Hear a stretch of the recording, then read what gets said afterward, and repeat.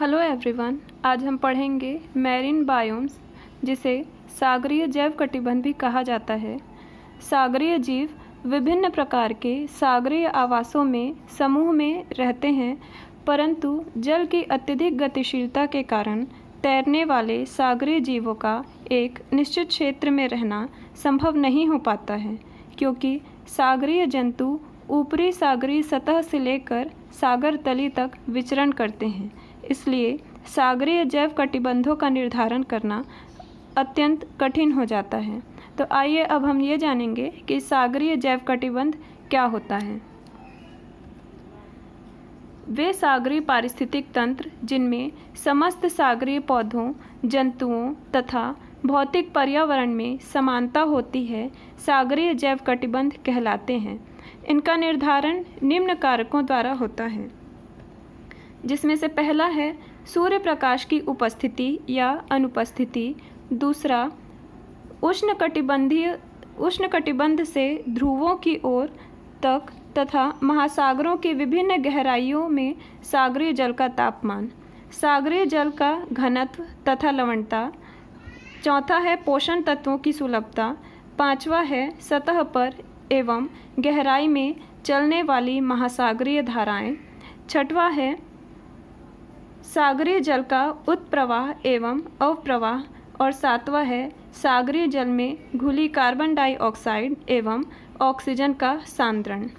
अब इसके बाद हम देखेंगे महासागरीय जैव कटिबंधों के प्रकार। ये दो प्रकार के होते हैं, जिसमें से पहला है सागर तटीय जैव कटिबंध, अर्थात ये जैव कटिबंध सागर तटीय भागों में पाए जाएंगे। और दूसरा है खुला सागरीय जैव कटिबंध। सागर तटीय जैव कटिबंध चार प्रकार के होते हैं, जिसके अंतर्गत है लैगून, तरभूमि, एस्चुरी तथा लवणकच्छ जैव कटिबंध। खुला सागरीय जैव कटिबंध के अंतर्गत है पैलेजिक जैव कटिबंध तथा दूसरा है तलस्थ जैव कटिबंध। तो अब हम इसका डिटेल देखेंगे। तो इसके अंतर्गत हम देखेंगे पैलेजिक जैव कटिबंध। इसके अंतर्गत सागर तल से लेकर सागर तली तक की समस्त जल राशियों को सम्मिलित किया जाता है, अर्थात सागर तल ये सागर का ऊपरी भाग है और सागर तली अर्थात ये निचला भाग। तो इसके बीच के जो ये समस्त जल राशि है उसमें उसको पैलेजिक जैव कटिबंध के अंतर्गत रखा जाता है। और ध्यान देने योग्य बात यह है कि ये जो सागर तली है उसको इसमें पैलेजिक जैव कटिबंध में शामिल नहीं किया जाता। इसमें पाए जाने वाले जो बायोम्स हैं उसे तलस्थ बायोम या तलस्थ जैव कटिबंध कहा जाता है।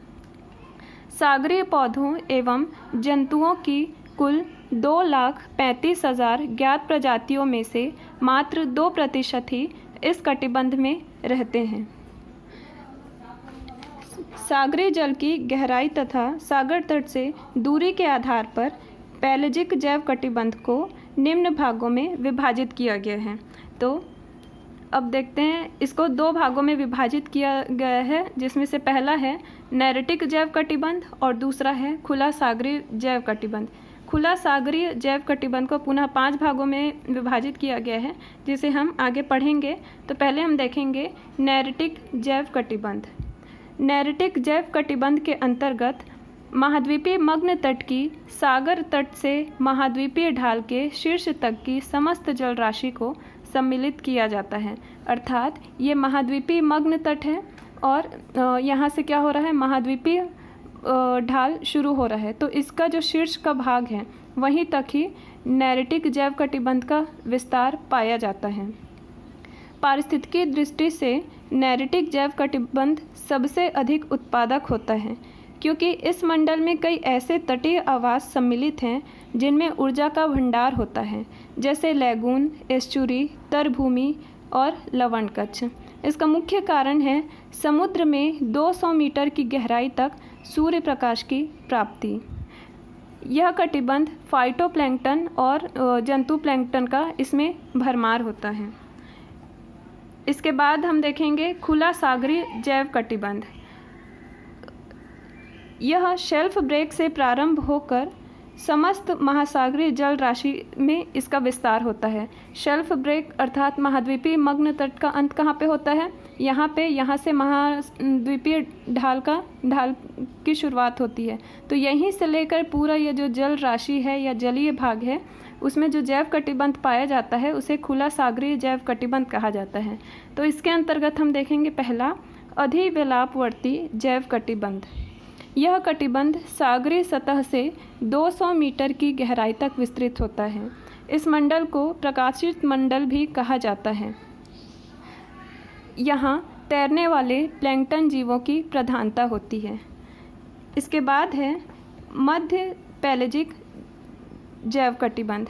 इसका विस्तार अधिपैलेजिक मंडल की निचली सीमा में 200 मीटर से 1000 मीटर की गहराई तक पाया जाता है। समस्त पैलेजिक आवास की कुल जल राशि का 28% भाग इस मंडल में है। इसे मंद प्रकाशित मंडल भी कहा जाता है। इसके बाद है गहरे पैलेजिक जैव कटिबंध। इसका विस्तार 1000 से 4000 मीटर के बीच पाया जाता है। इसे अप्रकाशित मंडल भी कहते हैं। इस मंडल के अंतर्गत 15% समस्त पैलेजिक आवास का 15% आता है। इसके बाद है अति गहरे पैलेजिक जैव कटिबंध। इस मंडल का विस्तार 4000 से लेकर 6000 मीटर की गहराई तक पाया जाता है तथा इसके अंतर्गत पैलेजिक आवास की अधिकांश जल राशि अर्थात 54% भाग आता है। इस मंडल में पूर्णतः अंधकार होता है तथा मछलियों का प्रभुत्व होता है और यहाँ पाई जाने वाली अधिकांश मछलियाँ अंधी होती हैं। अब इसके बाद है गहरे पैलेजिक जैव कटिबंध, जिसे हेडल पैलेजिक जैव कटिबंध भी कहा जाता है। यह मंडल 6000 मीटर से गहरे सागर तली तक विस्तृत होता है। जैसा कि ये हम देख सकते हैं, हेडल पैलेजिक जो है महासागरों का सबसे गहरा भाग होता है। इस मंडल के अंतर्गत समस्त पैलेजिक जल राशि का मात्र 1% भाग आता है। यह मंडल अधिकतर महासागरीय गर्तों में पाया जाता है। अब इसके बाद हम देखेंगे तलस्थ जैव कटिबंध। इसका विस्तार महाद्वीपीय मग्न तटों की तली से लेकर अति गहरे तथा हेडल मंडलों की तलियों तक फैला है। यह पैलेजिक जीव कटिबंध की तुलना में बायोमास कम होता है, परंतु इसकी जैव विविधता बहुत अधिक होती है। यहाँ सभी प्रकार के सागरीय आवासों की प्रजातियों की 98% प्रजातियाँ निवास करती हैं।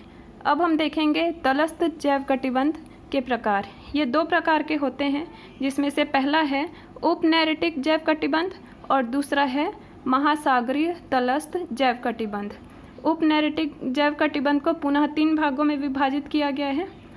तो पहले हम देखेंगे उपनैरेटिक तलस्थ जीव कटिबंध किसे कहा जाता है।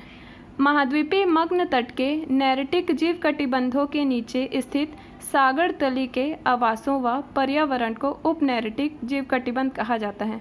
अर्थात ये नैरेटिक जोन है ना, जो कि पैलेजिक जीव कटिबंध के अंतर्गत आता है। तो इसका जो ये तली वाला भाग है उसे ही उपनैरेटिक तलस्थ जीव कटिबंध कहा जाता है।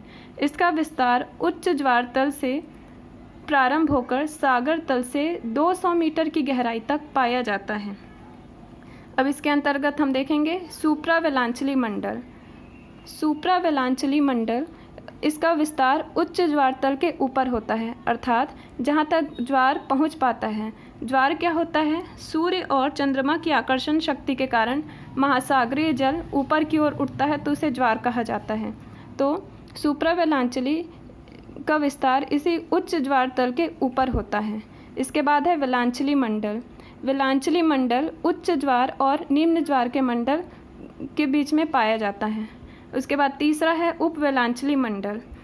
उपवेलांचली मंडल निम्न ज्वार तल से लेकर 200 मीटर की गहराई तक पाया जाता है।